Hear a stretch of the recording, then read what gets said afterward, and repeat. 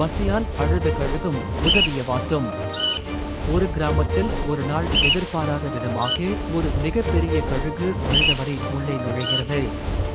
அந்த கிராமத்தைச் சேர்ந்த ஒரு வேடன் அந்த கழுகை கண்டதும் அதை ஒரு வலுவான கயிற்றால் பிடித்துக் கொள்கிறான். பிறகு யாராலும் தப்பிக்க முடியாத ஒரு இரும்பு கூண்டிற்குள் அதை பூட்டி வைக்கிறான். கூண்டிற்குள் அடைக்கப்பட்ட அந்த பெரிய கழுகு உணவில்லாததாலும் பசியின் கொடுமையாலும் மிகுந்த வேதனையுடன் அழத் தொடங்குகிறது. அப்போது அதே கிராமத்தில் வசிக்கும் ஒரு பெரிய வாத்து அங்கு வருகிறது. கழுகின் நிலையை கண்டு இறக்கப்பட்ட அந்த வாத்து தன் உயிரையும் பொருட்படுத்தாமல் கழுகை அந்த கூண்டிலிருந்து வெளியே எடுத்து விடுவிக்கிறது.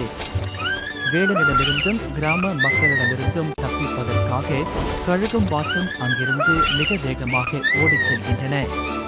ஆபத்திலிருந்து தப்பித்த போதிலும் அந்த கழுகு தொடர்ந்து அழுது கொண்டே இருக்கிறது.